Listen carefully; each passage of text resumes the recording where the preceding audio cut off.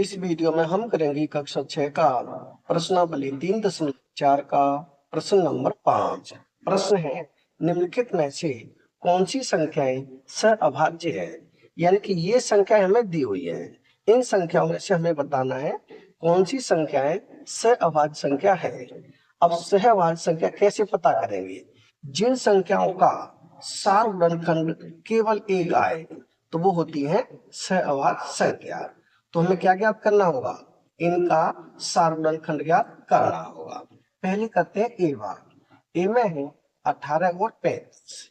अब बताना है 18 और 35 सहअभाज्य संख्या है या नहीं।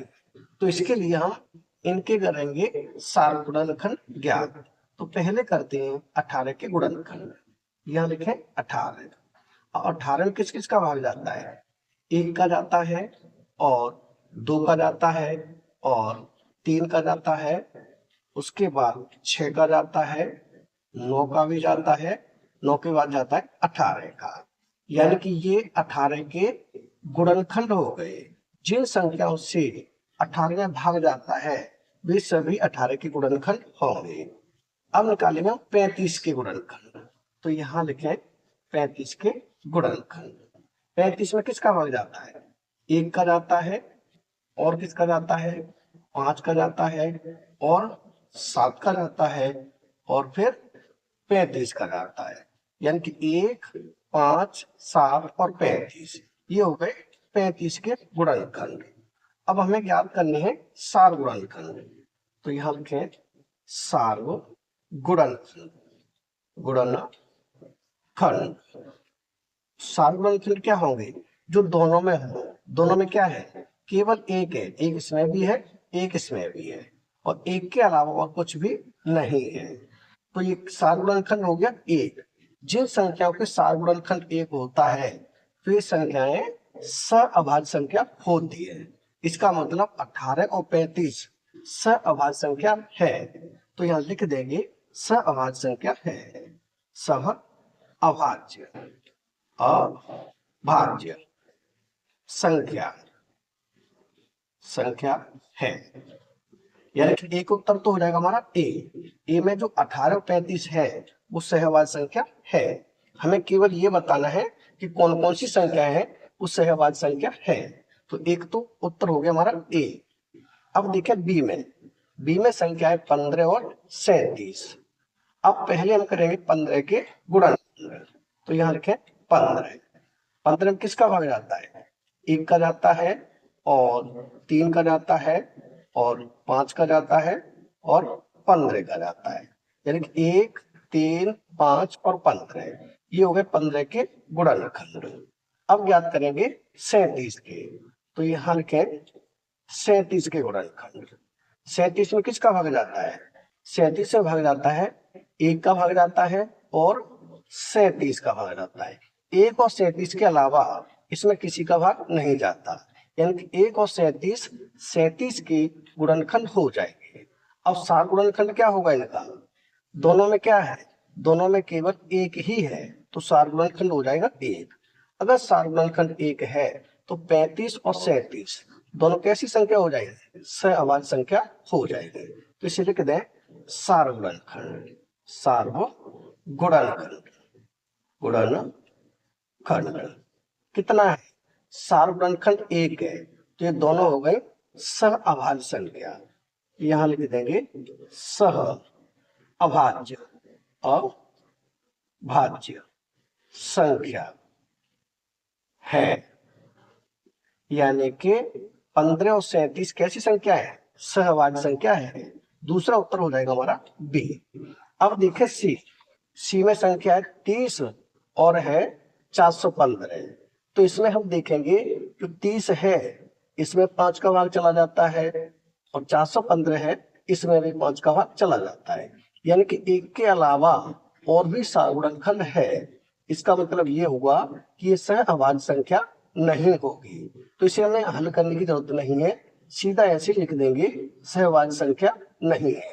क्योंकि हमें केवल यही बताना था कौन कौन सी संख्याएं सहअभाज्य संख्या है, तो ये नहीं होगी। तो इसे लिख देंगे सहअभाज्य संख्या सहअभाज्य भाज्य। संख्या संख्या नहीं है, नहीं है। क्यों नहीं है? क्योंकि इसमें एक के अतिरिक्त और भी गुणनखंड है। तो सी वाली जो संख्या है 30 और 415, ये सहवाद संख्या नहीं है, इसे हम कट का निशान लगा देंगे। अब देखें डी। डी में है 17 और 68। अब हमें बताना है 17 और 68 सहअभाज्य संख्या है या नहीं। तो पहले हम करेंगे 17 के गुणनखंड। तो यहाँ लिखे 17 के गुणनखंड। अब 17 में किसका भाग जाता है? 1 का जाता है और 17 का जाता है। इसके अलावा और किसी का भाग नहीं जाता। अब हम निकालेंगे 68 के गुणनखंड। 68 में किसका भाग जाता है? 1 का जाता है, 2 का भी जाता है और 17 का भी जाता है। 17 का जाता है, 68 का जाता है। यानी इसके 4 गुणनखंड क्या होंगे? एक तो 1 हो जाएगा और 17 इसमें भी है, 17 इसमें भी है।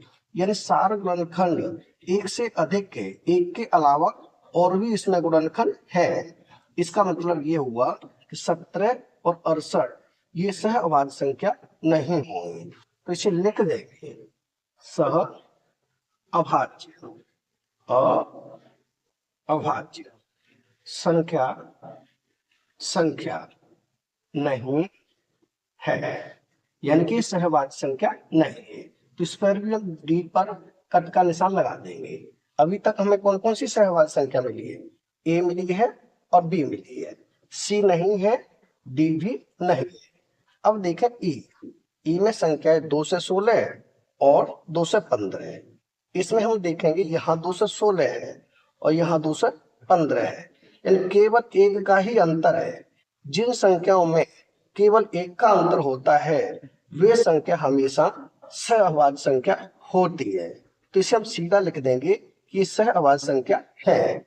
यहां लिख दें सहअभाज्य संख्या है। सहअभाज्य अभाज्य संख्या संख्या है, यानी कि 2 से 16 और 2 से 15 दोनों ही सहअभाज्य संख्या है। अब देखेंगे एफ, यानी यहां भी हम टिक का निशान लगा देंगे, ये सहअभाज्य संख्या है। अब देखें एफ। एफ में संख्या है 81 और 16। तो पहले हम करें 81 के गुणनखंड। 81 के गुणनखंड क्या होंगे?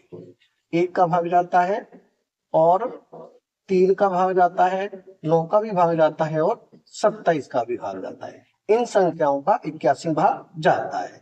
अब हम निकालेंगे 16 के गुणनखंड। तो 16 में किसका भाग जाता है?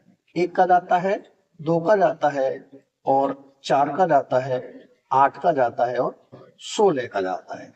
अब हम गुणनखंड देखेंगे तो केवल एक ही है, एक इसमें है, एक इसमें है। एक के अलावा और कुछ भी कॉमन नहीं है जो कि दोनों में हो। इसका मतलब ये हुआ कि 81 और 16 ये भी सहअभाज्य संख्या होंगे।